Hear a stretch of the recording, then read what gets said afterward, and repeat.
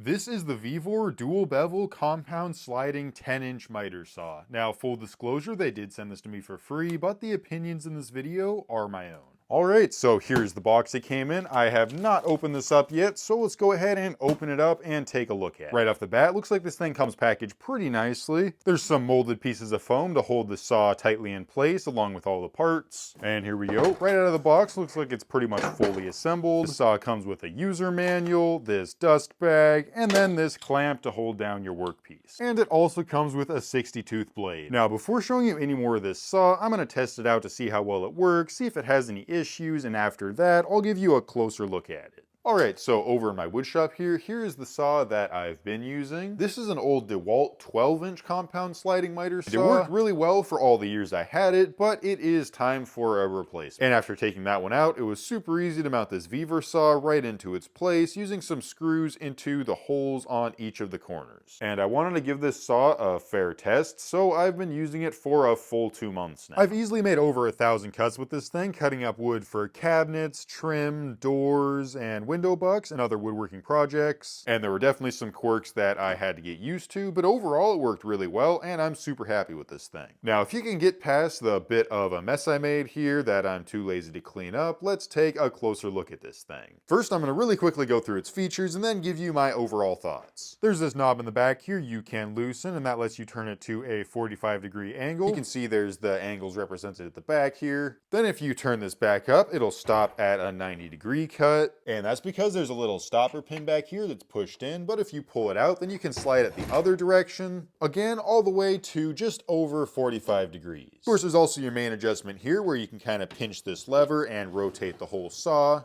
And you can set the angle on here all the way up to 50 degrees in either direction. And each side has notches for these common angles that you can use to quickly and easily lock this thing into place at those angles. Or if you need a really specialized angle, you can turn it anywhere in there, then tighten down this knob, and that locks it into place. As mentioned, there's 2 mounting holes on the front as well as the back. It also has these extendable supports that help support slightly longer boards. You can tighten them down with these knobs here. There's these 2 rails on the back that are helpful for supporting longer boards. Of course, a knob to tighten it up on the back here as well. It also comes with this quick and easy to use clamp. Just slides right back into this hole here. And this thing is pretty helpful as well. It lets you clamp down onto wood to hold it in place. Or if you want to use it to set up a stop block so you can make a bunch of the same cuts, you can use it for that as well. Anyway, this saw is super compact. It slides really nice and smoothly. Just glides really well. Super easy to use. It has a nice comfortable handle up here. It has a simple lock you slide to the side and then you pull the trigger to use it. And of course, once you made your cut, it'll spring back up and out of the way. And I'll also point out that the handle has a hole in it, so if you needed to, you could lock it. There's also this little toggle switch here for a light, and it helps light up the workpiece a little bit, but its main purpose is to create a shadow line right under the blade to help line up your cut, which is a really helpful feature.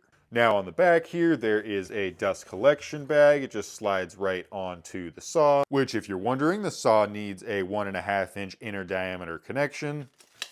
And you know, the dust bag really isn't great for dust collection. You really should hook up a vacuum to this. But since my shop is so dusty already with all the other tools I use, I don't really bother with a vacuum. That being said, this saw does have this little rubber flap here, which kind of extends out the dust collection area. And from what I heard, this thing makes the dust collection work a lot better. Anyway, there are also some locks to lock this thing together if you ever need to carry it around, and a nice big handle on top. I can't pick it up anymore because it's attached to the table, but if you slide this all the way back, lock it in place, then this handle is pretty well centered with the saw's center of mass, so when you pick it up, it's nice and balanced. And one last thing I forgot to mention, this does also have a screw right here, so you can make partial stop cuts. Anyway, with all those features out of the way, I'm going to quickly go over what I like and don't like about the saw. Alright, so starting off with what I do like, the sliding mechanism here is great. As mentioned, it's really smooth. And since it protrudes into the front of the saw instead of sticking out the back, you can stick this thing right up to a wall on a 24-inch workbench and you'll only have a few inches of the handle sticking out. The nice big 13.5-inch cutting depth is helpful as well, but I will say that does come at a bit of a cost, which is the variance in the cut. At full extension, if I'm really pushing on this thing, I can get it to deflect a full 1/4 inch, which obviously isn't ideal if you're using this for finer woodworking.